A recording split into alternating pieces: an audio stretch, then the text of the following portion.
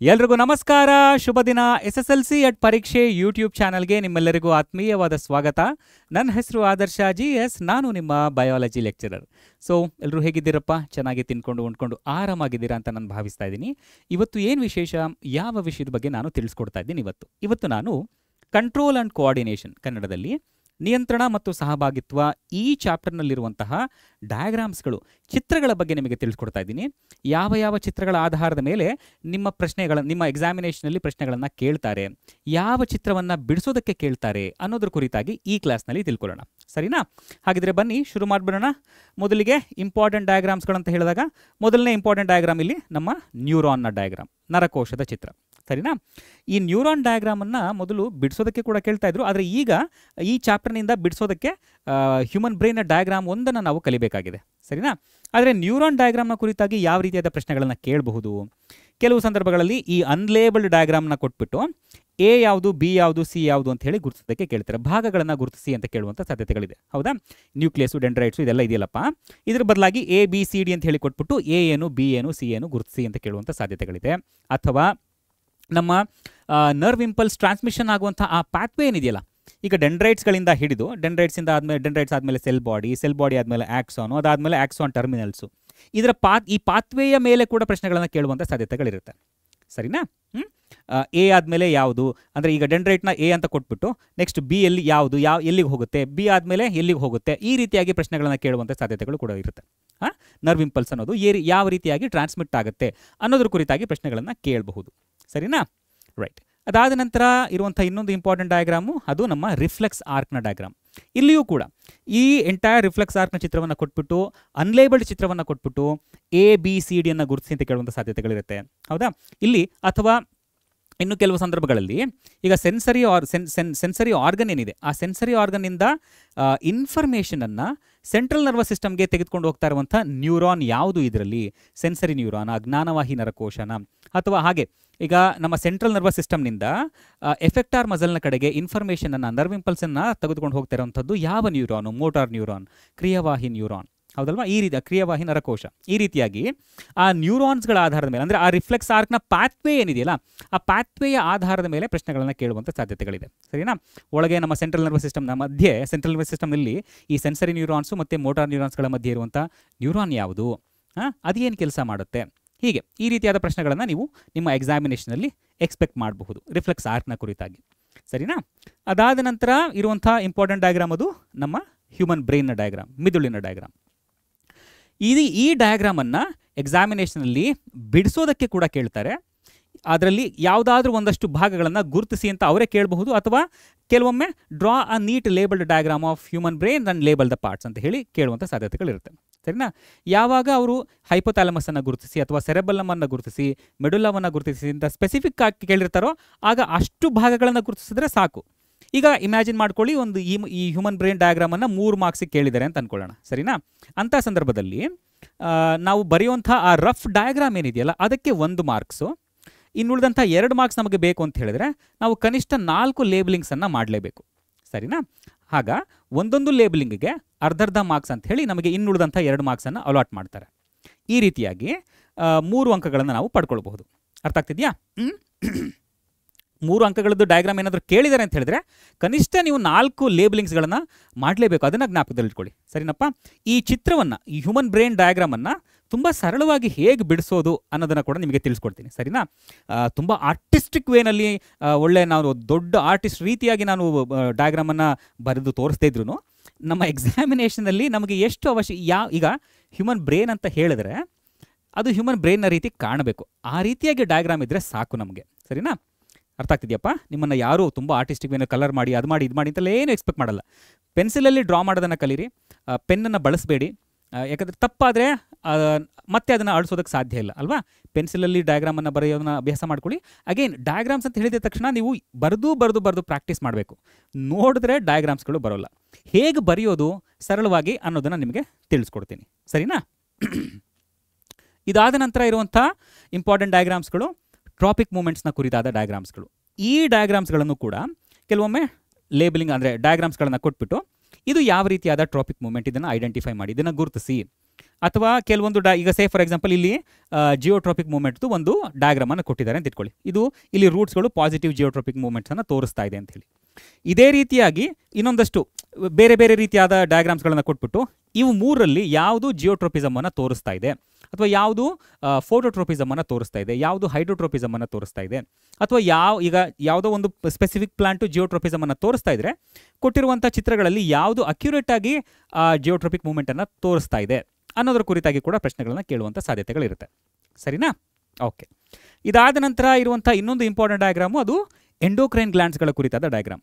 ಇಲ್ಲಿಯೂ ಕೂಡ ಈ ಅನ್ಲೇಬಲ್ಡ್ ಚಿತ್ರವನ್ನು ಕೊಟ್ಬಿಟ್ಟು ಈಗ ಇಲ್ಲಿ ಪೀನಿಯಲ್ ಗ್ಲ್ಯಾಂಡು, ಪಿಟ್ಯುಟರಿ ಗ್ಲ್ಯಾಂಡ್ ಇವೆಲ್ಲ ಇದೆಯಲ್ಲಪ್ಪ, ಇವನ್ನೆಲ್ಲ ತೆಗೆದುಬಿಟ್ಟು ಎ ಬಿ ಸಿ ಡಿ ಅಂತ ಹೇಳಿ ಕೊಟ್ಟಿರ್ತಾರೆ.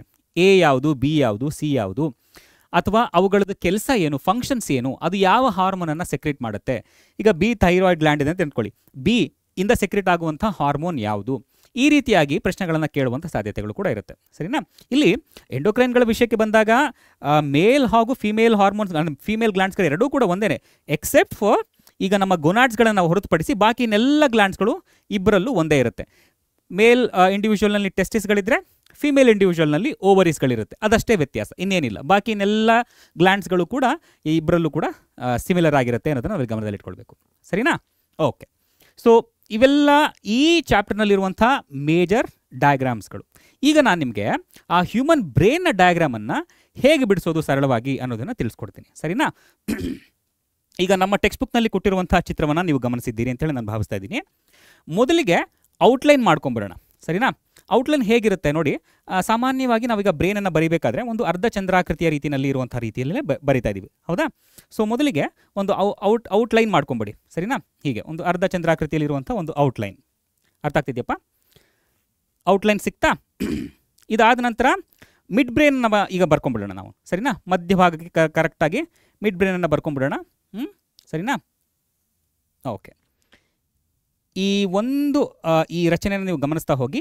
ಇಲ್ಲಿ ನಮಗೆ ಈ ಕೆಳಭಾಗದಲ್ಲಿ ನಮಗೆ ಚೌಕಾಕೃತಿನಲ್ಲಿ ನಾವು ಡಯಾಗ್ರಾಮನ್ನು ಬರೀಬೇಕು. ಸೇಫ್ ಮಿಡ್ ಬ್ರೈನನ್ನು ನಾನು ಬಿಡಿಸ್ಕೊಳ್ಬೇಕು ಹೀಗೆ.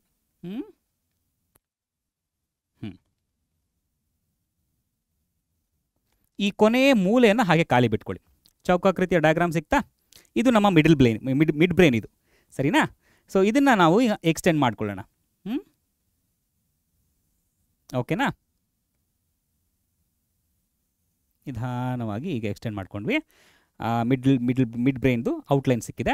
ಇದರ ಮೇಲ್ಭಾಗಕ್ಕೆ ಈಗ ನಾವು ಇನ್ನೊಂದು ಔಟ್ಲೈನನ್ನು ಮಾಡ್ಕೊಂಬಿಡೋಣ ಇಲ್ಲಿ. ಸರಿನಾ?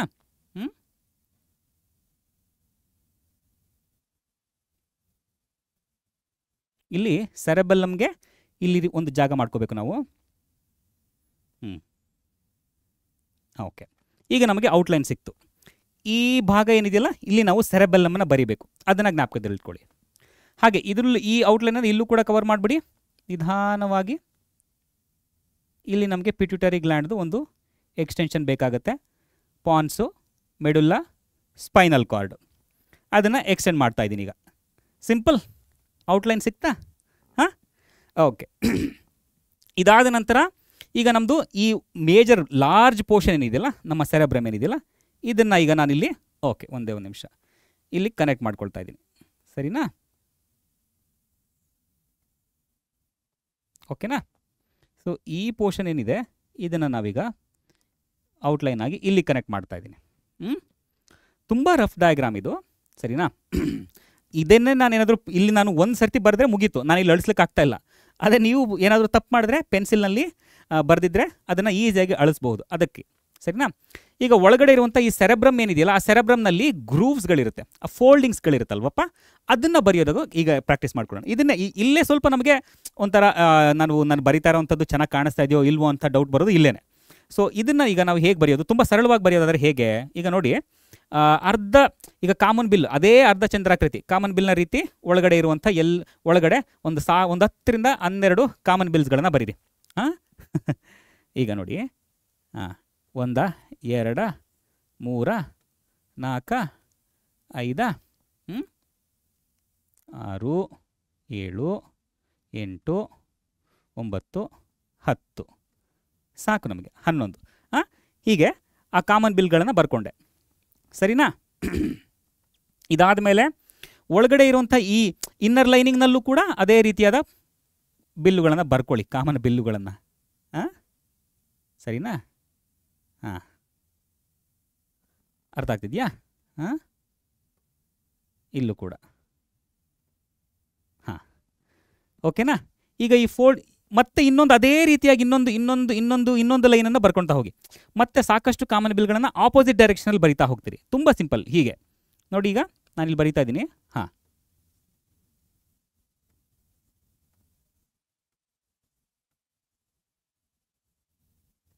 ಹಾಂ, ಸಾಕು. ಅರ್ಥ ಆಗ್ತಿದೆಯಪ್ಪ? ಈಗ ಮತ್ತೆ ಕೆಳಗಡೆ ಕೊಟ್ಟಿರುವಂಥ ಈ ಇನ್ನರ್ ಸೈಡ್ನಲ್ಲಿ ನಾನು ಬರೆದ್ನಲ್ಲ, ಅಲ್ಲಿ ಎಲ್ಲೆಲ್ಲಿ ಜಾಗ ಇದೆ ಅಲ್ಲೆಲ್ಲ ಒಂದು ರೀತಿಯಾದ ಒಂದು ಅರ್ಧ ಚಂದ್ರಾಕೃತಿ ರೀತಿಯಲ್ಲಿ ಕಾಮನ್ ಬಿಲ್ಗಳನ್ನು ಬರೀರಿ. ಈಗ ಇಲ್ಲಿ ಸ್ವಲ್ಪ ಜಾಗ ಇದೆ, ನಾನು ಇಲ್ಲಿ ಫೋಲ್ಡಿಂಗ್ಸ್ಗಳನ್ನು ಇನ್ನೊಂದು ಚೂರು ಬರಿತಾ ಇದ್ದೀನಿ. ಸರಿನಾ? ಇನ್ನೊಂದು ಚೂರು ಎಕ್ಸ್ಟೆನ್ಷನ್ ಮಾಡ್ಕೊಳ್ಳ ಇಲ್ಲಿ ಈ ರೀತಿಯಾಗಿ. ಸರಿನಾ? ಇಲ್ಲೊಂದು ಸ್ವಲ್ಪ ಜಾಗ ಇತ್ತು. ಸರಿನಾ? ಈ ಕಾಮನ್ ಬಿಲ್ಗಳೇನಿದೆಯಲ್ಲ ಅವುಗಳಿಗೆ ಒಂದು ಚೂರು ಎಕ್ಸ್ಟ್ರಾ ಈ ರೀತಿಯಾಗಿ ಫೋಲ್ಡಿಂಗ್ಸ್ಗಳನ್ನು ಕೊಡ್ತಾ ಹೋಗಿ. ಸ್ವಲ್ಪ ರಿಯಲಿಸ್ಟಿಕ್ ಆಗಿ ಕಾಣಿಸುತ್ತೆ ಅನ್ನೋ ಕಾರಣಕ್ಕೆ ಅಷ್ಟೇ, ಇನ್ನೇನಿಲ್ಲ. ಆ ಫೋಲ್ಡಿಂಗ್ಸ್ಗಳೇನಿದೆ, ಸೆರೆಬ್ರಮ್ ಫೋಲ್ಡಿಂಗ್ಸ್ಗಳೇನಿದೆಯಲ್ಲ ಅದು ರಿಯಲಿಸ್ಟಿಕ್ ಆಗಿ ಕಾಣುತ್ತೆ ಅನ್ನೋ ಒಂದು ಕಾರಣಕ್ಕೆ. ತುಂಬ ರಫ್ ಡಯಾಗ್ರಾಮ್ ಆಯ್ತಿದು. ಸರಿನಾ? ಈಗ ನಮ್ಮ ಕಣ್ಣಿಗೆ ಬ್ರೈನ್ನ ರೀತಿ ಕಾಣಿಸ್ತಾ ಇದೆಯಾ ಚಿತ್ರ? ಇದನ್ನು ಬೇಕಾದರೆ ನೀವು ಇನ್ನೂ ಎಕ್ಸ್ಟೆಂಡ್ ಮಾಡ್ಕೊಳ್ಬಹುದು. ಇಲ್ಲೂ ಕೂಡ ಎಕ್ಸ್ಟೆಂಡ್ ಮಾಡಬಹುದು. ಸ್ವಲ್ಪನೇ ಎಕ್ಸ್ಟೆಂಡ್ ಮಾಡ್ಕೊಳ್ತಾ ಇದ್ದೀನಿ ಅಷ್ಟೇ, ಇನ್ನೇನಿಲ್ಲ. ಕಾಮನ್ ಬಿನ್ನುಗಳು. ಹಾಂ, ಅರ್ಥ ಆಗ್ತಿದೆಯಪ್ಪ? ಅಗೈನ್ ಇಲ್ಲೂ ಕೂಡ ಸ್ವಲ್ಪ ಫೋಲ್ಡಿಂಗ್ಸ್ಗಳಿಗೆ ಜಾಗ ಇದೆ. ಆ ಫೋಲ್ಡಿಂಗ್ಸ್ಗಳನ್ನು ನಿಧಾನವಾಗಿ ಈ ರೀತಿಯಾಗಿ ಬರ್ಕೊಳ್ತಾ ಇದ್ದೀನಿ ಅಷ್ಟೇ. ಅರ್ಥ ಆಗ್ತಿದೆಯಾ? ಔಟ್ಲೈನ್ ಸಿಕ್ತು, ಸೆರೆಬ್ರಮ್ದು ಫೋಲ್ಡಿಂಗ್ಸ್ಗಳು ಆಯಿತು. ತುಂಬ ಅಕ್ಯುರೇಟ್, 100% ಅಕ್ಯುರೇಟ್ ಅಲ್ಲದೇ ಇದ್ದರೂ ಸೆರೆಬ್ರಮ್ನ ರೀತಿ ಕಾಣಿಸ್ತಾ ಇದೆಯಲ್ವ ನಮಗದು, ಅಷ್ಟು ಸಾಕು. ಅರ್ಥ ಆಗ್ತಿದೆಯಾ?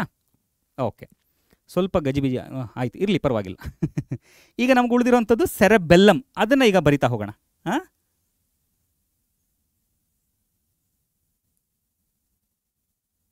ಹಾಂ, ಸೆರೆಬೆಲ್ಲಮ್ದು ಔಟ್ಲೈನ್ ಮಾಡ್ಕೊತಾ ಇದ್ದೀನಿ ಈಗ.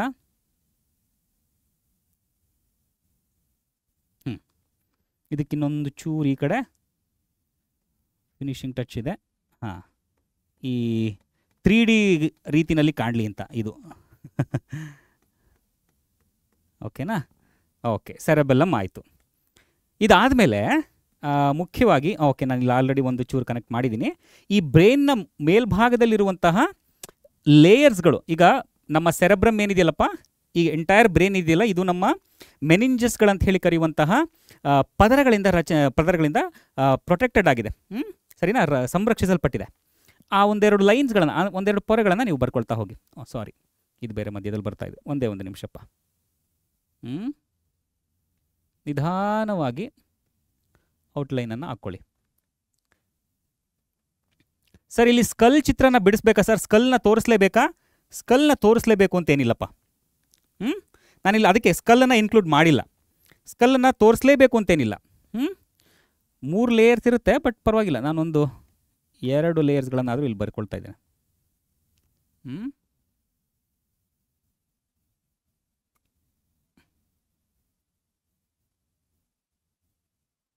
ಹಾಂ,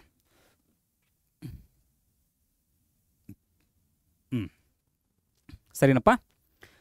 ತುಂಬ ಬ್ರೀಫ್ ಔಟ್ಲೈನ್ ಆಯ್ತಿದು. ಸರಿನಾ? ಇಲ್ಲಿ ನೀವು ಅಗೈನ್ ನನ್ನನ್ನು ಜಡ್ಜ್ ಮಾಡಬಾರ್ದು. ಸರಿನಾ? ತುಂಬ ಅಕ್ಯುರೇಟ್ ಅಲ್ಲದೇ ಇದ್ದರೂ ನೋಡಿದ ತಕ್ಷಣ ಅದು ಬ್ರೇನ್ ಅಂತ ಹೇಳೋ ಅಷ್ಟರ ಮಟ್ಟಕ್ಕೆ ಅದು ಖಂಡಿತ ಇದೆ. ಹೌದಲ್ವಾ? ನಾ ಇದೆ ಅಂತ ಅಂದ್ಕೊಂಡಿದ್ದೀನಿ. ಇದೆಯೋ ಇಲ್ವೋ ನೀವು ಹೇಳಬೇಕಪ್ಪ. ಸರಿನಾ? ನನಗೆ ಈಗ ಪಾರ್ಟ್ಸ್ಗಳನ್ನು ಲೇಬಲ್ ಮಾಡ್ತಾ ಹೋಗ್ಬಿಡೋಣ. ಅರ್ಥ ಆಗ್ತಿದೆಯಪ್ಪ? ಈಗ ಮೇಜರ್ ಪಾರ್ಟ್ಸ್ಗಳು ಯಾವುದು? ಇದು ನೋಡಿ. ಈಗ ಇದೇನಿದು? ಸೆರೆಬ್ರಮ್. ಇದು ಹೌದಾ? ಸೆರೆಬ್ರಮ್ ಕನ್ನಡದಲ್ಲಿ ಏನಂತ ಹೇಳಿ ಕರೀತಾರೆ? ಮಹಾಮಸ್ತಿಷ್ಕ. ಹೌದಾ?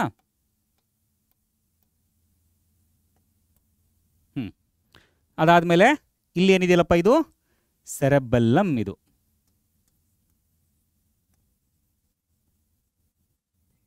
ಇದಕ್ಕೇನಂತ ಹೇಳಿ ಕರೀತಾರೆ? ಅನುಮಸ್ತಿಷ್ಕ. ಕರೆಕ್ಟಾ?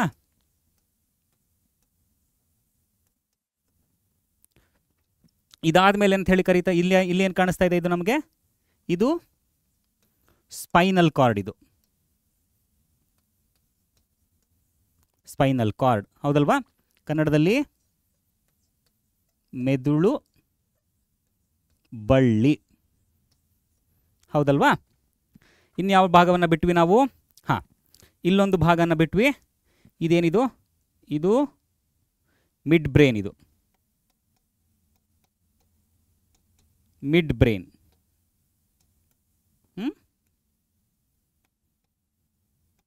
ಮಧ್ಯ ಮೆದುಳು ಹೌದಾ. ಇನ್ಯಾವುದನ್ನು ಬಿಟ್ವಿ, ಹಾಂ ಇಲ್ಲಿ ನೋಡಿ ಇದೇನು ಕಾಣಿಸ್ತಾ ಇದೆಯಲ್ಲಪ್ಪ, ಇದು ಪಿಟ್ಯೂಟರಿ.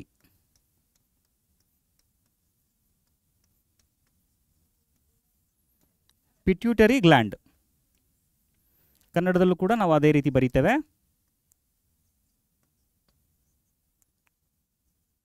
ಪಿಟ್ಯೂಟರಿ ಗ್ರಂಥಿ, ಸರಿನಾ. ಇಲ್ಲಿ ನೋಡಿ ಇದೇನಿದೆಯಲ್ಲ ಈ ಭಾಗ, ಇದು ಪಾನ್ಸ್. ಇದು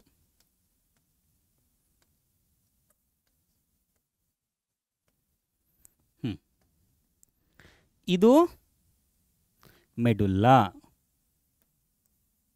ಕನ್ನಡದಲ್ಲೇ ಮೊದಲು ಬರೋದ್ನಾ,